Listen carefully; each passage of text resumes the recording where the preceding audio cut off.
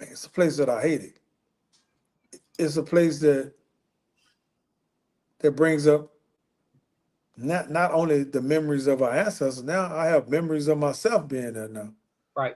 So, and they kind of replaced the ancestors Yeah. because I was also a slave on the same plantation that my ancestors were slaves on. We try to sugarcoat it and make it like we were not slaves, Hmm. but by the Constitution it says that if you commit a crime, you are a slave, and I worked there like a slave. So I don't look at it in a good light. I look at it in the light of, I mean, I saw a lot of horrible things there. I done seen where guys was drugged down the walking at Camp J, and all their skin coming off of them. You think you see Nicholas was a bad thing to see 5 officers beating him to death. You know, when you go to Camp J, man, you just saw that. It's like, man, I don't actually witness this, and it's things that are forever be in your mind and be in your heart, because then you meet beautiful souls there, and people depicted most of us as being animals, but they got beautiful people there. That's not animals. Circumstances call for them to make snap decisions, and snap decisions led to bad things happening. But these are not people that calculated a crime to happen. They Right. just sit back and preyed on people. They were not animals in the sense of being animals. They was just placed in a situation where they just had to react, and they reactions left someone probably tragically wounded or mortally wounded, but they wouldn't have done that under normal circumstances. Right. And a lot of times this person led made them do what they did. Right. So everybody isn't a beast there. So you got guys there who have really rehabilitated themselves. Guys who are so remorseful, but they have rehabilitated themselves, and they should have a second chance. So, Right. I speak for those people. I'm not saying that I speak for those who should have a second chance, because in our state it's hard to get a second chance when you get in. And then laws just constantly pass. We got laws that's about to go into effect now that's going to limit you access to getting into the courts. So it's way harsher and harsher. It's getting way harsher on the person that's incarcerated, and those are things that shouldn't happen.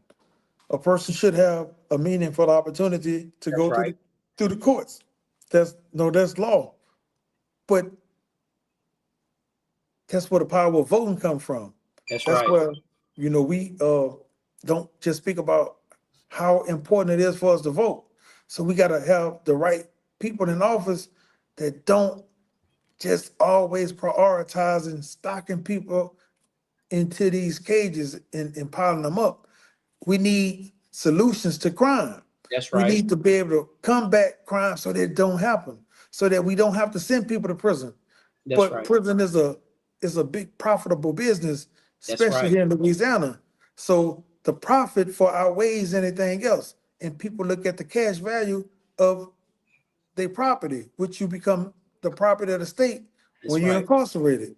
Yes. So now it's still we looking at people out the same eyes as we did during the 1800s, during the 1700s, and the 1600s when slavery was first introduced to this country. That's right. So it's like we don't overcome. We haven't ridden ourselves of the mentality of this chattel slavery, because it Yes. still exists. So I think about that, and I say, man, I just have to help, because I know the value and the devaluing of a black person. So I just I stand firm on that. So, and I look back at that and say, man, I don't want my people to die there. I definitely agree with you on that. And you know what? Um, I I I I, I took a liking to this case T Win, because when I seen Anton Massey for the first time, I honestly, I don't know why it took me so long. It's not like I didn't see the truth before, because I have a brother that also have been in and out of prison, and he's been in and out of prison for selling drugs. And one good thing that I can appreciate about him, he always had a pretty good attorney, Mark Jones out of Palm Beach County, West Palm, and that attorney actually took my brother under his wing. So my brother, even though he did time, he could have done a lot more. Thank God he had an attorney that actually fought for him. And just to hear about the conditions and to even see it on the Anton Massey side, I took more of an interest in the case because I seen that New Orleans is the highest rated jail incarceration of jailers and prisoners, especially in the Black community in the world. And then you have Texas and other little states like that. And when I looked at Anton Massey, I looked at him in the mind frame of, wait a minute, we're still being judged. We're being judged because when you look at Anton Massey, he's still being judged because of his past record. He's still being judged because he got tattoos on his face. He's still being judged because he's a Black man. He's still being judged for what he did years ago. They're not looking at the person that have been recreated and became today. And then to put him in any type of system and then lock him away with no voice and then continue to spotlight his criminal history from the past and then to spotlight him because he got tattoos on his face. Those tattoos and past spotlights is almost saying you spotlighting my color. And that drew up a bigger problem to me, to know that he put his whole life on the line and everybody called him a liar on one side. But when I look at it, in every lie, I'm going to find the damn truth. And behind every truth, because I could see, I'm going to find where to lie at. And it's something that they're hiding. It's things that they're not telling. Like you said before, this is all about money. And the passion for me goes behind the innocence. And for me, I couldn't be anything on the DA. I'm going to always be against them. Why? Because it's a bigger mission. They blame us for everything. It doesn't matter how loud I talk, I'm aggressive. It doesn't matter how tall I am, I'm aggressive. It doesn't matter if I say it in a good voice tone, I'm still aggressive. And I think that I'm drawn over there because when I looked in Anton Massey's eyes, I see the truth. I see that there's things that they're covering up.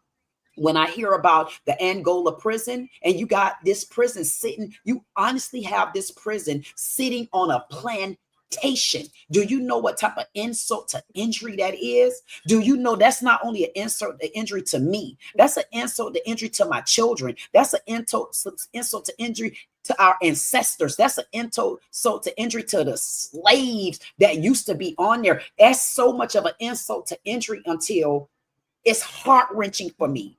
And I know the last time that I was on here, it was spoken of the Alcatraz prison that Trump got going on. And I went to thinking about that. I said, okay, so if Trump building prisons like that, guess what? I want him to keep building them. The reason why, because if we can keep building brand new prisons, and I'm going to find a way, all I have to do is go deep down in my soul, my spiritual realms, and continue to build groups like what I'm trying to build. And maybe what we'll do is make sure that we have that particular prison shut down. And if you are a prisoner and you belong there, we'll have you moved in one of the newer prisons where y'all so-called have them for illegal immigrants.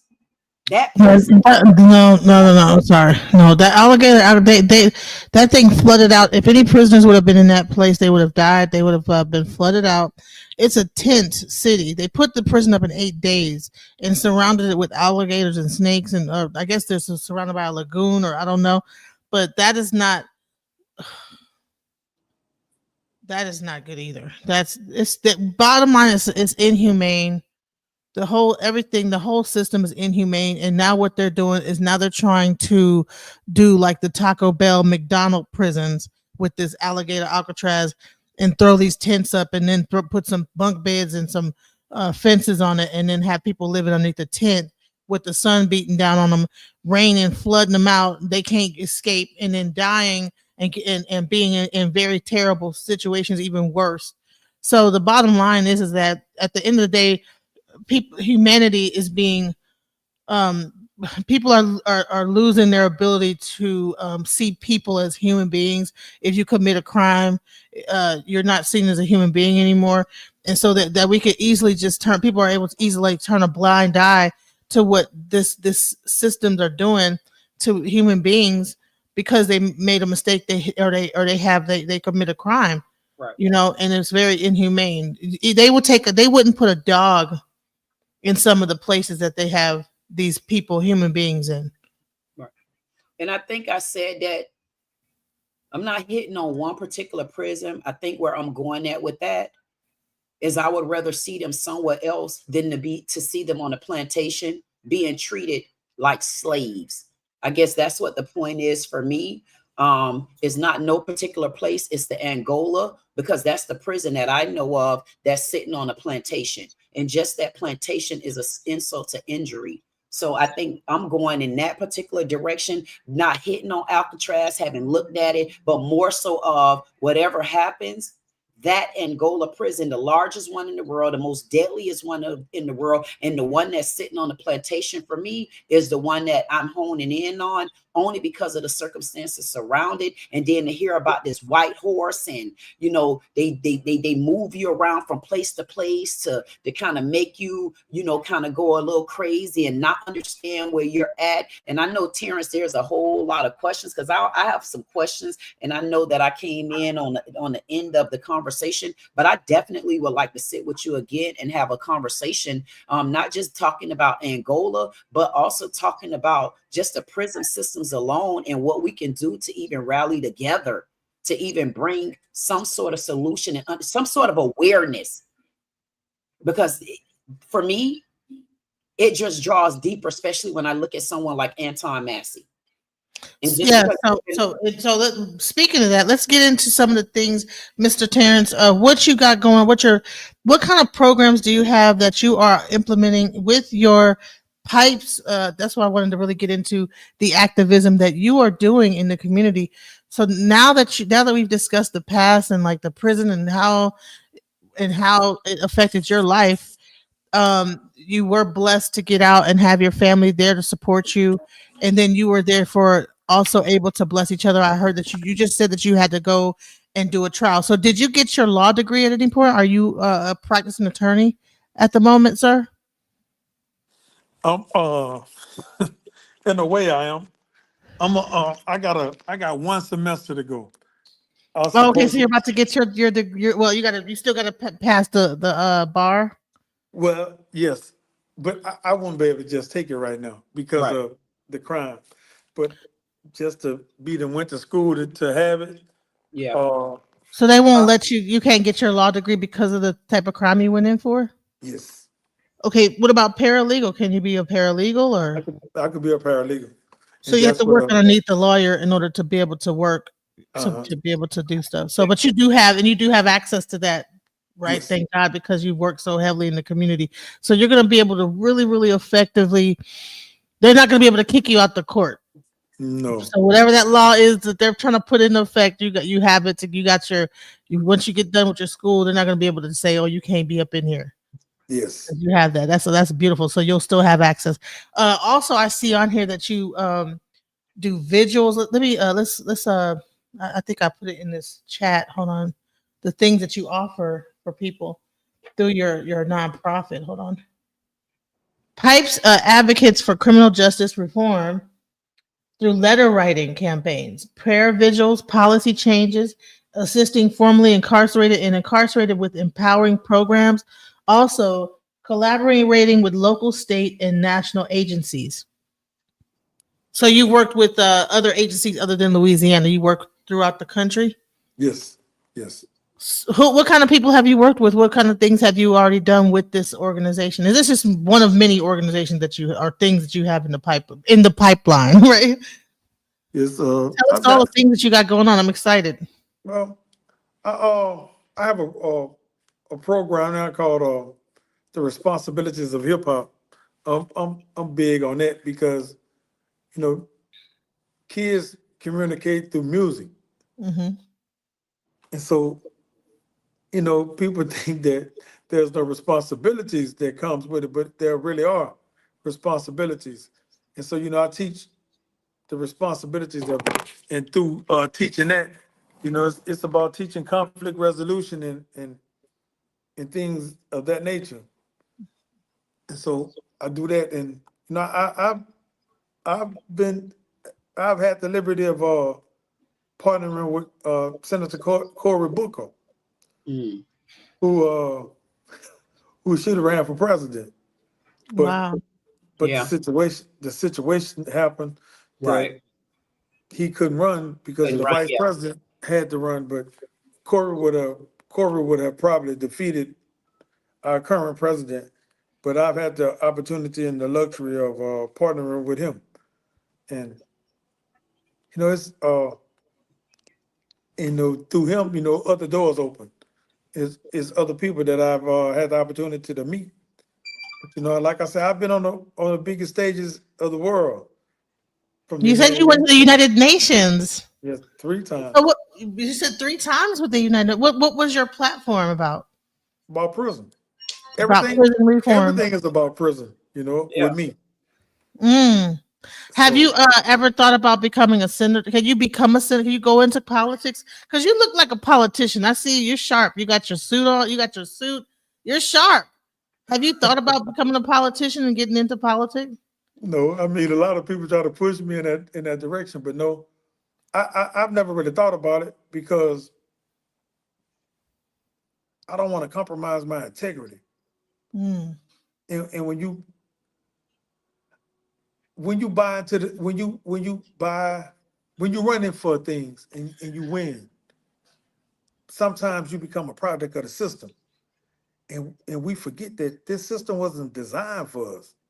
So as I stay who I am, I never forget that aim, and I never forget that, man, this system wasn't built for us. This system was built to keep us oppressed. So Mm. when we get our people inside the system, they don't try to change that system. It's very few people, black people, who have broken the broken It's through the like doors and that very. actually tried to change the system, which people to Mm. say you can't change it, but you must throw stones at it. People don't, you must throw stones at it. They just get it and become a part of it. And that's what you're looking at as these sambos. And I, Mm. I don't want to ever be a sambo. So I never thought about being a politician. Not to say that everybody is. Some people hold true to their integrity and hold true to what it is to be a black person that's representing millions of other black people. But it's hardly ever seen, and we don't really just see it. So politics isn't something that I thought of at this stage. Right. What about lobbyists? Have you ever thought of getting into lobbying when it comes to prison reform? I would love to do that, but man, you got to realize I'm from Louisiana, and I don't think you've been to Louisiana to understand it. Yeah. It's like now, if you was to walk into as a black person lobbying, you was to go down, you ain't finna get nothing changed right now. And and Mm. and, and the other people gonna tell you, hey, give you a old pat on the back, you a good old boy, but you ain't finna change nothing here, boy. So Wow. they gonna hit you with their slave jargon. Can They I gonna let you know you ain't finna change nothing while we running it. We running this here. can Mm. I ask you a question? Are there any community group or community activists over in um Orleans? Oh yes, strong community activism. They got some strong ones in Orleans. Probably the strongest in the whole So, state so you're comes out telling of me Orleans. there's strong activists over in New Orleans and they can't even do anything to make a change. So with the strong activists in New Orleans, I'm not being rude or anything, but I would like to know, because if nothing is changing, would you be able to tell me what is it that they're doing that makes them strong? Because I'm finna, if there's, yeah, tell me. I'm finna tell you what they have done to make it scratch. We got a right to vote because of the people in New Orleans. A person comes from prison, I can vote now.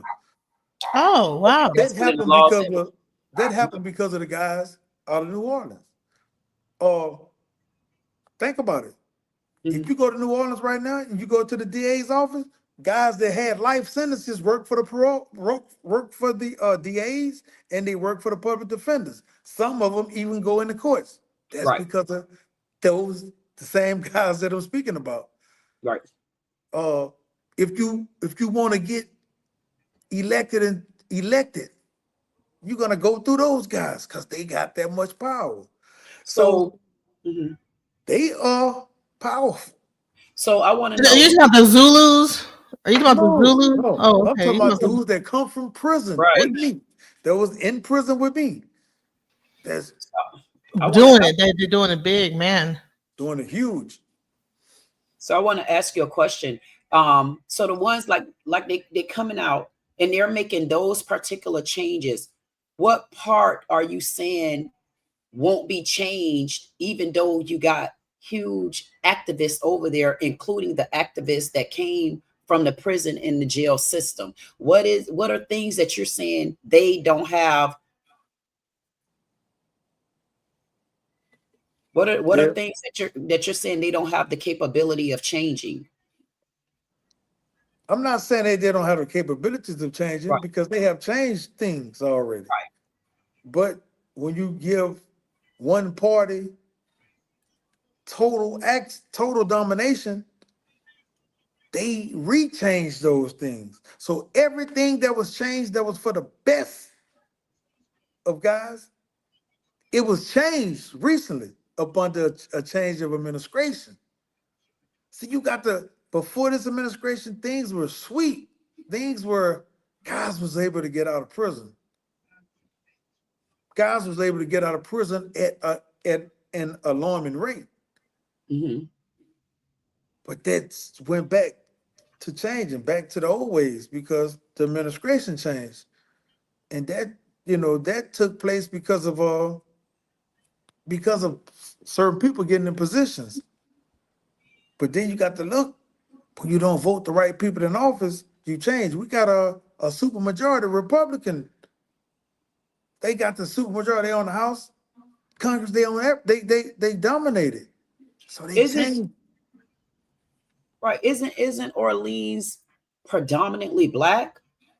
Yeah, yeah, Right. it So if is. they're predominantly black, then the groups that you have there are those. Thank you so much, Wendell. The groups that you have there are those groups more so.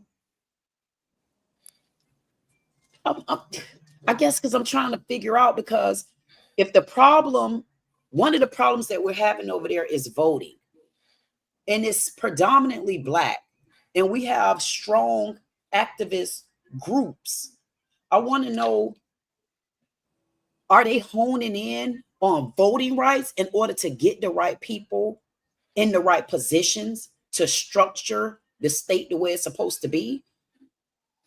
Like, I'm trying to figure out where is the disconnection there. Like it's a big disconnection that I'm hearing. And I know, and I wanted to know, would you be able to provide some of those community activists? Because I'm honestly going to be going over there. Without a doubt, I'm going to be going over there because I stand firm behind Anton Massey, Angola prison, and that's what I'm ramping up for. See what you're looking at. You're looking at Orleans as being one parish out of 64. Mm. So you got 63 other parishes. So New Right.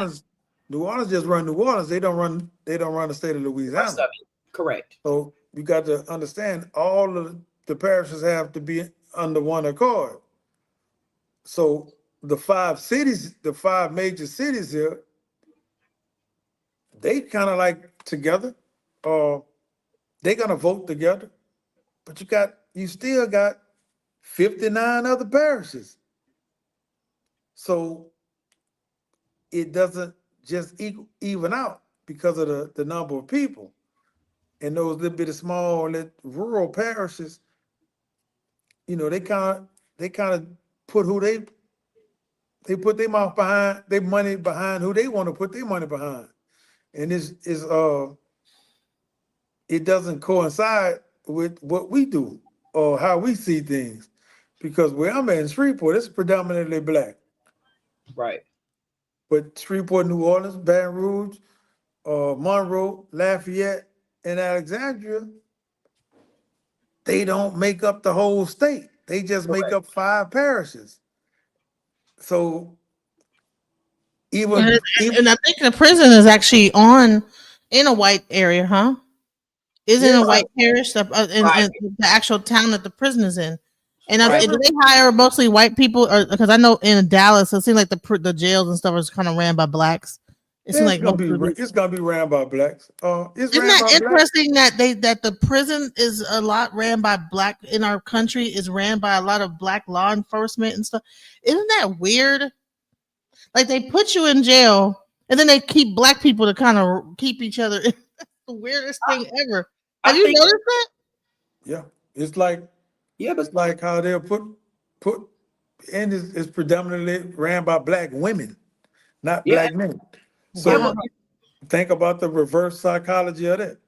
As but during in the, slavery, the black woman was beside the black man. Now the white man put the black woman over the black man, and In so the black charge. woman Wow. it changes the whole speech Dynamic. Right. because now the black woman talking crazy to the black man, like Like they calling him like out a his name. mama, like somebody's mom, or just like an authority role, like very aggressive. Yeah, that's psychological. Wow. Oh yeah, definitely, and it's done I, for reason.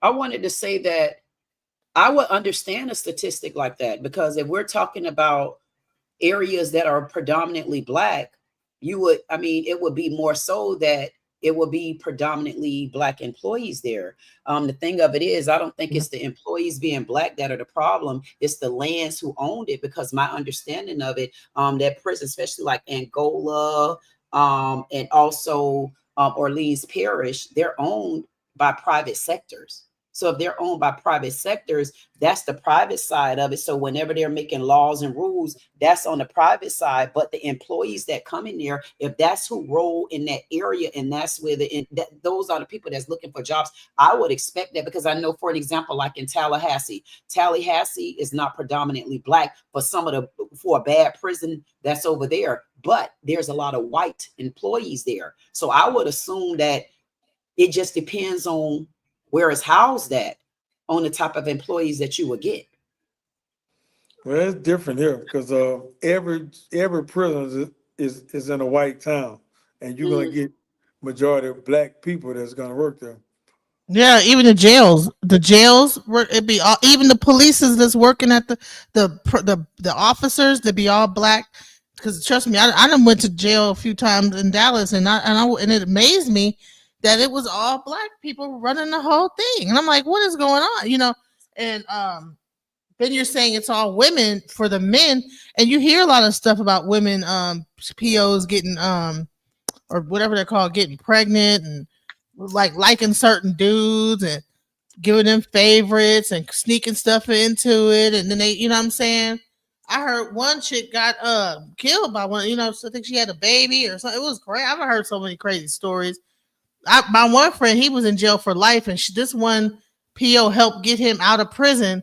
And then when she got him out, when he broke up with her, or he tried to leave her, she called his probation officer and got him locked back up. Uh, I, I want y'all to schedule this another time No, because we I gotta No, go to. I was about to wrap it up anyway. I actually had this up here. I wanted to really get into this book real quick. Okay, No Nonsense. This is his book. It's on Amazon. Handed down the maximum sentence of life in prison. Life has virtually ended with the precious life that I had taken. Because of my anger, I single-handedly destroyed my family, the family of my victims. Acting without thinking is the worst. Many of us, should I say all of us, at some point in our lives have dealt with anger issues. Some are even controlled by it. When our anger escalates, it's best to seek support. For those who can help you manage it, this is his book. Is called Prisons in No Sense, a true story documented, written by Mr. Terrence Winn. Did you write this while you were in prison? Yeah, I actually wrote that like after I made parole, waiting to come home. I wrote it. I wrote it within that time frame. Right. Wow. So that's his book, you guys. Please support him his nonprofit is called Pipes. I put all this stuff in the actual in the chat. Please support his priorities, intentions, practical exchanges. This is his nonprofit. You can reach him at 313 or 318-901-7288. They're always open to help people. And if you have an issue, if you're in Louisiana, Shreveport area, and you need help with some issues or whatever going on with that. Also, his Facebook, Winn, is his Facebook page. If you want to go check him out, was you able to see the pipe page? I think I didn't get to show that one. So this is his nonprofit. Any final words you want to say before we kind of close this out? I really thank you for being here with us. This was a great thing. I hope that this was great information for those that got to see the information. I think I would like to just close out on a note of saying, man, if you got someone in prison that you love, man, continue to love them, continue to support them. Don't let society dictate to you who you should love because of a crime. Because the highest man in that runs our nation committed a crime. And he got millions of people that don't even much know him that love him. But if someone shares your same bloodline, man, love your people, because you shouldn't stop loving them because someone says to. And you know, and guys in prison need you, and we need each other out here. So, man, my thing is to say, man, love away the black hate. We got to stop hating each other.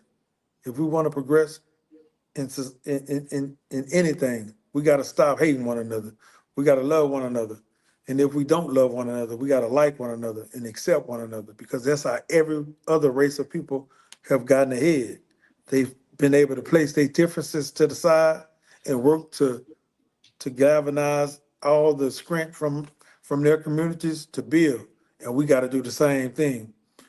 I would like for y'all to support our podcast, Learn to Listen podcast on YouTube. And, you know, we just try to bring positivity.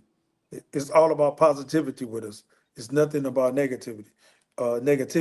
We're not trying to bring no one down. We want to uplift our race. We want to uplift each and every person.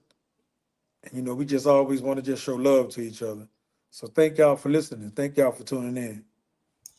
Yes, thank you so much. Thank you so much. Do you have a final word, Queen? Yes, I do. I definitely appreciate you, T Win. You know, I had a conversation with you the other day, and I know I go a little deeper into conversations, and that's just the type of person I am. And I definitely would like to have another conversation with you, because I want to get into a little bit more depth with it. And there's other questions and I don't know, I know where you're at over there, and we may be able to team up a little bit. And I did take a look at your podcast, and I told you I'm gonna make sure that I support it. I seen the last video that you did with a young lady where they killed her brother. So just let you know that I am in tune with you over there, and I am going to wrap my claws around you so that we can build you and build your podcast up, and also the community. And I'll reach out to you, because I definitely want to have a conversation with you and see if we can go just a little bit in depth in this. I do talk about Anton Massey because it's like a passion of mine. He's on my schedule at least 3 times a week, and I'm wrapping all of those in together. So I definitely look forward to having this conversation with you again. Sorry, I came in late. I actually was on a live and I just seen it. And the support in this type of realm is going to do a whole lot for everybody. Why? Because those young men and young women that haven't been in jail or been in prison, you are a testament, not just you, others that have been incarcerated, especially in prison systems like that. You are a mass to them as to do the right thing and not go in there, because once you go in there, you don't come out the same. May it be for the good, the bad, the change, the different, the ugly, whatever it is. Here, you're never going to come out the same. Whether you come out better, you're going to come out worse, but all of it going to lead to a nightmare somewhere or the other. So I look forward to this platform with you again. I look forward to seeing you over and us having a more deep conversation, and you know, trying to get to some resolution, and then some boots on the ground where we can continuously help people, not just in that state, but in other states as well, especially our young Black men and women coming up. We don't want them to have to go through this. And my focus is to tear it down. I'm hell bent on that one. I'm not joking. I'm hell bent. So I definitely appreciate the opportunity, and I look forward to talking to you real soon. Like, So my final words, I just want to say I'm proud of you. You know, you have been doing. I've looked at some of the things that you're putting together and that you're doing, and you have a very beautiful spirit to have experienced all that stuff and not be out here and still knuckleheading it around and still trying to be a knucklehead. You know what I'm saying? No, you put your foot down. You're getting your degree. You're getting your paralegal. You're really going to be able to help a lot of people. You've been all around the world. This is something to be commended to, because a lot of people cannot get out of that incarcerated mind state to be able to make and enact change. And I just want to give you your flowers while you are still on this earth and say, good job, bravo, keep up the good work, keep in the fight.